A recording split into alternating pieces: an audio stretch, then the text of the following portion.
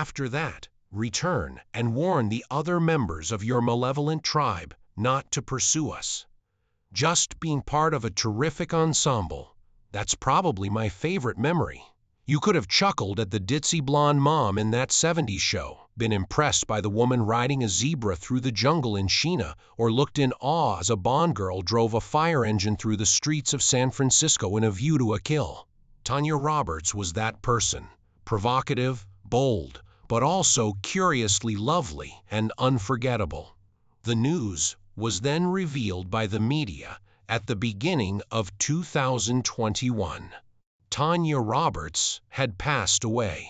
However, her boyfriend disputed it less than a day later. She's still alive? No. After the headlines were changed, she truly died a few hours later. A death was inadvertently announced twice, as if Hollywood wasn't prepared to said go. And despite the dramatic headlines, one simple question started to emerge. Tanya Roberts was who? She didn't have an Oscar. She had nothing to do with billion-dollar blockbusters. However, Tanya's life was like a song with highs and lows. From a Bronx high school dropout to Charlie's Angel's last angel, a stereotype-shadowed Bond girl, and a celebrity misinterpreted right up until the very end. We will explore Tanya Roberts' journey in this video. A life that was sensual, but never superficial, humorous, but never dumb, and at times almost painfully bizarre. A journey that was profoundly unforgettable, tragic, and beautiful. Leave a remark stating, "Yes, love Tanya Roberts," if you have ever been in love with her. And watch the entire video to ensure you don't miss any of the stories about this well-loved icon. Tanya Roberts, born Victoria Lee Bloom on October 15, 1955, in the Bronx, New York, came from a widely diverse family. Her father was an American Jew, and her mother was of English and Irish origin. That blend gave Tanya a very Irish face, blonde hair, pale skin, dreamy eyes, but her attitude was keen, fierce, and full of survival instinct. Her father, Oscar Blum, had studied medicine at Cornell University, but ultimately went into the fountain pen business. Originally from Oldham, England, her mother, Dorothy Smith, has been employed in New York since 1945. Tanya had a difficult upbringing and reportedly said of herself, "I look Irish, but I think like a Jew." The youngest in the family, Tanya was described as a rebellious child, always pushing against the mold. She left school at the age of 15 and married an older man on a whim. The two traveled wildly and restlessly as hitchhikers across America. The marriage didn't last. Her mother-in-law ordered it be officially annulled, and Tanya returned to New York, bearing with her the raw, unfiltered experience of someone who had already tasted both freedom and irresponsibility far too soon. A year later, at a movie theater, she met a psychology student called Barry Roberts. It unfolded like if it were a movie. In a metro stop, Tanya initiated contact, started a conversation, and then asked him to marry her.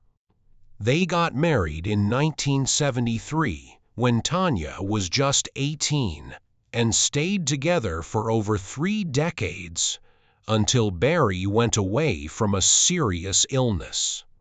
After their wedding, Tanya didn't rush into acting immediately away. To make ends meet, she worked a variety of occupations, teaching dance, appearing in ads for goods like Chloral, Eden, and Coolray. It was at this time that she learned how to face the camera, control her body, and get used to being guided by others. But all of that was only preparation for something far grander. The turning moment occurred when Barry, who had a profound love for movies, urged Tanya to pursue acting professionally. She joined the Actors Studio, where she received instruction from theater greats Lee Strasberg and Uta Hagen. With a firm foundation, in 1977, the couple took a life-changing decision. To pursue the Hollywood dream, they relocated to Los Angeles from New York. They had nothing except a dream and the strong certainty that if someone merely glanced at Tanya once, they'd never forget her. On the off-Broadway stage, she took on roles in Picnic and Antigone, two plays that couldn't be more different in tone and sentiment. Every time Tanya took the stage, it was a test of faith, even if she wasn't the main character. Have faith that the audience would remember you if you performed honestly. From those little theatrical venues, she gradually went into the world of film with supporting roles in The Last Victim, 1975, The Confidential Documents of Fingers, 1978, and J. Edgar Hoover, 1977. No one was calling her name in the theaters yet, but a few directors started to take notice. She's got something, but success didn't come immediately. Tanya starred in 3 TV pilot films, Pleasure Cove, Wiki, and Zuma Beach, none of which were ever broadcast on television. Every time, a glimmer of hope would appear, then subtly disappear once more. But Tanya was unique in that she didn't become resentful. She did not curse her luck or place the blame on the outside world. Like someone who had already mastered the art of fighting for each step, she simply continued to advance in silence. Then came the summer of 1980, when an unexpected opportunity arrived. One of Charlie's Angels had recently left the show, so they were trying to find a replacement. More than 2,000 actresses tried out, but as Tanya went into the casting room, something made everyone stop. Perhaps it was because they encountered an angel for the first time who didn't need to act flawless. As Charlie's Angels began its 5th season in 1980, the previously popular show was having trouble with dwindling viewership. After a lackluster season, Shelley Hack, who had taken Kate Jackson's position, had recently left the program. To restore the show's waning glory, the producers needed something audacious. So, they held a large casting call with over 2,000 women auditioning for the role. Among them was Tanya Roberts, a woman who had gotten all too acquainted with being disregarded by Hollywood. However, she forced them to pause and listen this time. She didn't have the usual wholesome look of the angels who came before her. She wasn't the kind of person who was pleasant and predictable. She answered every question directly and exuded a stern, grounded attitude as soon as she entered the audition room. The part of Julie Rogers, a street-savvy angel who favored her fists to weaponry, seemed tailor-made for her. Cheryl Ladd, a long-standing cast member of the program, once remarked of Tanya, "She had this fantastic street style, very authentic." To audiences, Tanya was something different. Unafraid to voice her opinions, this blonde angel came from the streets of the Bronx rather than fashion runways or Ivy League institutions.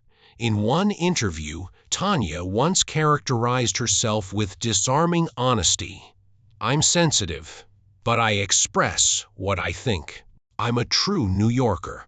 Although Charlie's Angels was officially canceled after just one season with Tanya, that didn't matter anymore.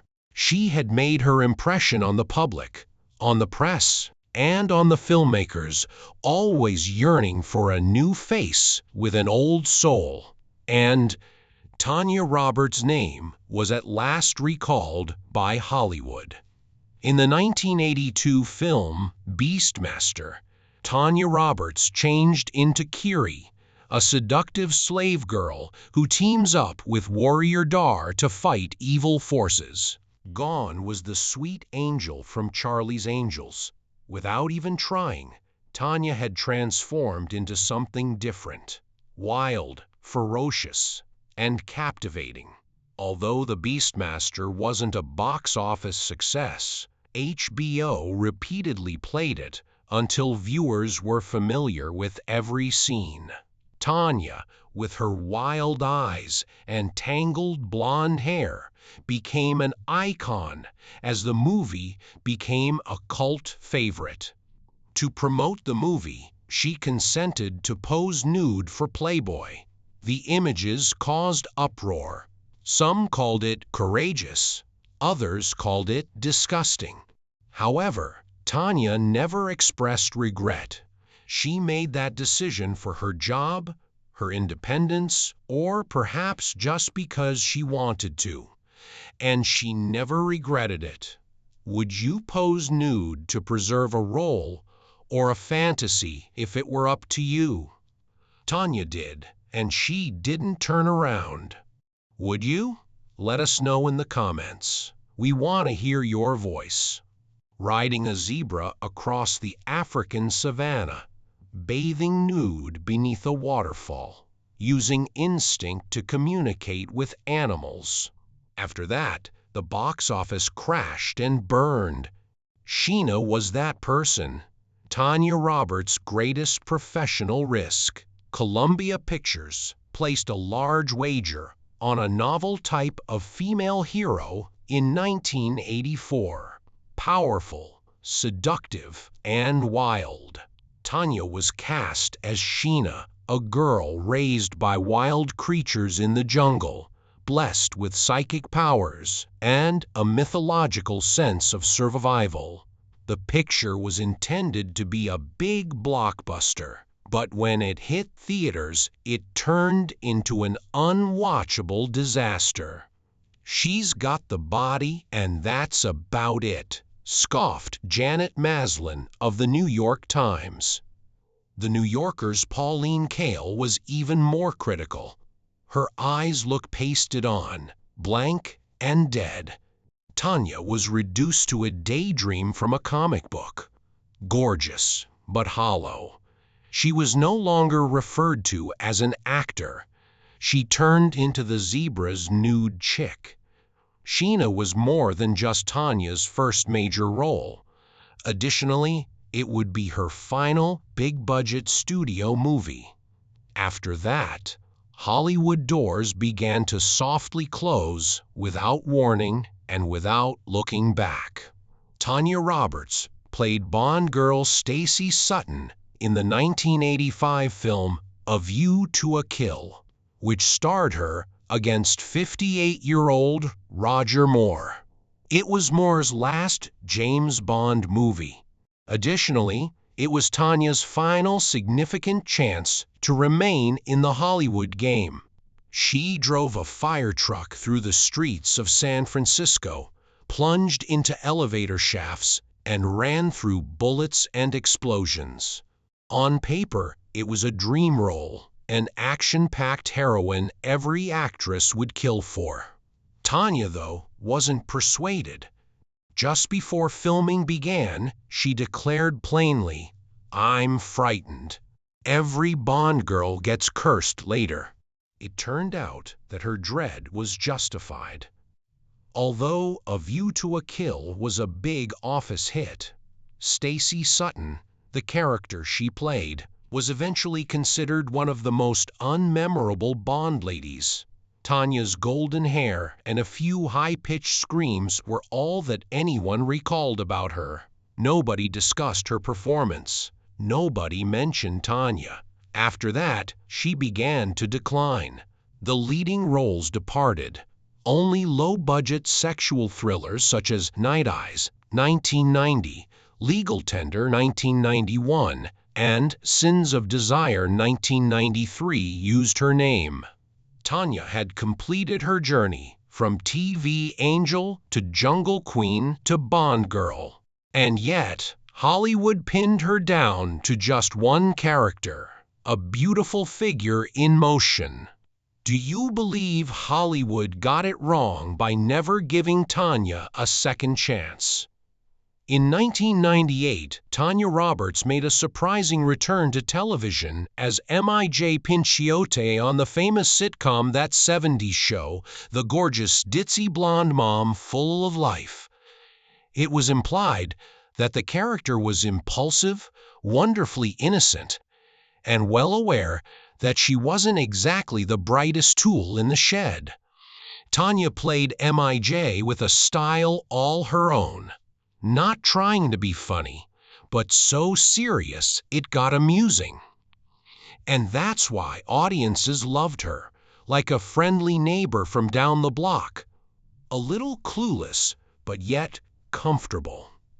Tanya left the show after season 3 due to her husband, Barry Roberts, becoming very ill, not because of the role. In order to care for him, she left her job and gave her everything throughout his last years. Tanya reappeared for a few guest episodes in seasons 6 and 7. However, something had changed. Mij was still saying ridiculous things, still wearing tight clothing, still laughing out loud. But in her eyes, Tanya seemed detached from the role, like she was no longer entirely there. A hint of letting go, a trace of tiredness, and a quiet that said more than words could. Tanya left the spotlight without resentment. When the audience's laughing subsided and the camera stopped filming since, off-screen, she was taking on the most challenging role of her life. It was written by fate rather than in a script. While waiting in line for a movie ticket in New York, Tanya got to know Barry Roberts. She initiated contact and brazenly asked him to marry her at a subway stop. This impromptu, unvarnished deed wonderfully encapsulated Tanya's true nature. In 1973, they tied the knot. Their marriage turned out to be one of the longest, quietest, and most durable in Hollywood, despite the fact that they had no children, no extravagant wedding, and no tabloid headlines.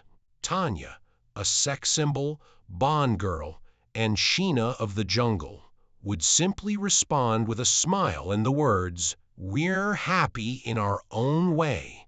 However, Tanya was a wife off stage, and when Barry grew ill, she didn't hesitate. No auditions, no contracts, and no intentions to return. Without protest, she left the company full-time. For years after that, while Hollywood progressively forgot Tanya, she had only one goal: to care for the man she loved as he slowly faded. No one understands how awful those years actually were. She kept it a secret from the media. She didn't cry on chat shows. Tanya just vanished from the society that used to honor her. Barry passed away in 2006. Tanya didn't get married again. She spent her later years with Lance O'Brien, her new partner. Not in the business, not a celebrity, and far from controversy.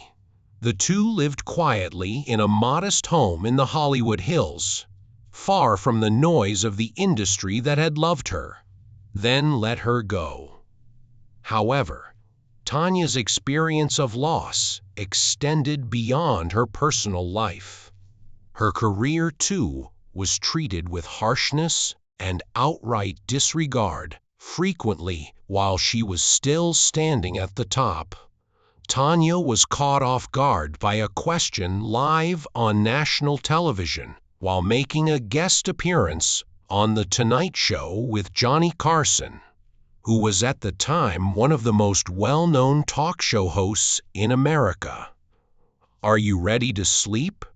No joke, no setup, just a crude, nasty statement targeted squarely at a woman who had been trying to establish she was more than just a body with a voice. She had once feared the Bond girl curse, and that fear came true. There was a brief assent, stillness, and no one offered to help her back up. But arguably, the worst blow came in her final hours. After days in a coma, Tanya's partner, Lance O'Brien, thought she had died at the hospital on January 3, 2021. In disbelief, he informed the media that she had died. News organizations covered it. Fans throughout the world mourned. However, TMZ made a correction on January 4th, the following morning. Tanya Roberts is still alive.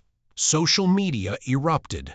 The news was wrong. She was still alive. For a few brief hours, a tenuous hope reappeared before Tanya really died at Cedars-Sinai Medical Center that same evening.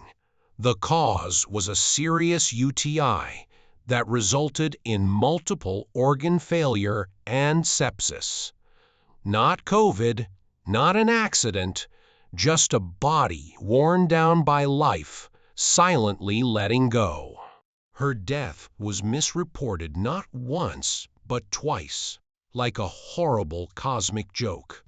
An almost ludicrous reality, yet one that perfectly encapsulated how Hollywood and the media had handled her throughout her career, blurring the line between image and person, between body and identity, between beauty and worth. And yet, behind the dust of fading renown and persistent preconceptions, Tanya left behind something time couldn't erase. A presence raw, conflicted, deeply human, that engraved itself into the mind of millions of spectators over decades. Tanya Roberts never won an Oscar. She doesn't have a star on the Hollywood Walk of Fame. But to millions of Americans, she was an icon. One formed in the flames of popular culture, not one constructed from accolades. Beautiful, seductive, humorous, and real. Tanya embodied a unique combination of comedy and sensuality, streetwise grit and cinematic glamour. When she was at her best in the 1980s, she was a well-known face in TV ads for Cool Ray, Eden, and Clairol. She was an actress and model whose name caused both sexes to put down their phones to watch her smile, talk, or move across a scene. As the final angel in Charlie's Angels, Tanya brought a distinct energy to the screen. More natural, less refined. She didn't act like a textbook feminist. She made viewers reevaluate what a TV angel could actually be by punching first and talking later.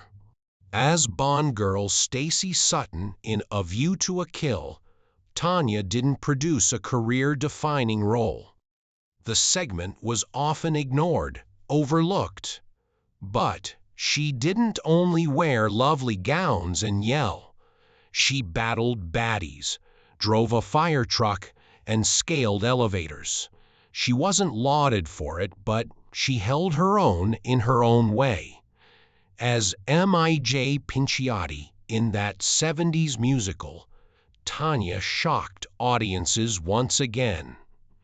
She came to represent the ditzy blonde mother trope in sitcoms.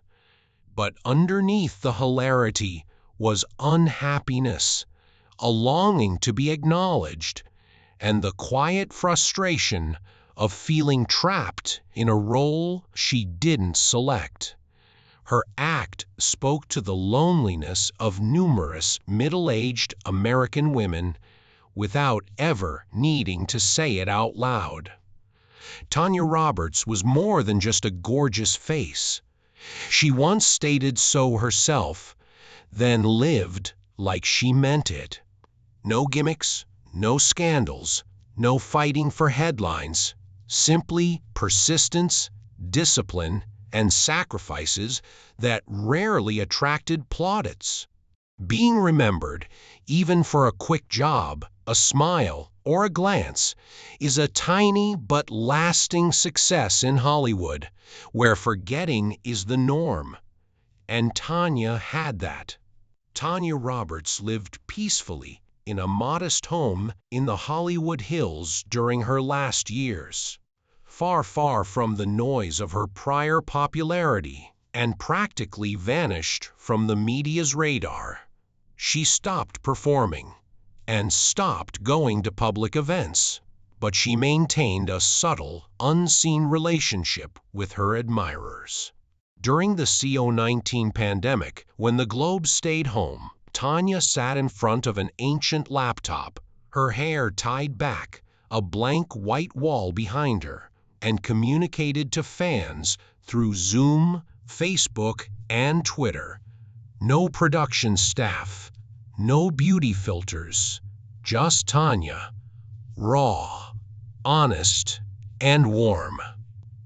She responded to inquiries about Sheena, Bond, and Charlie's Angels as though reliving memories she never thought anybody would still be interested in.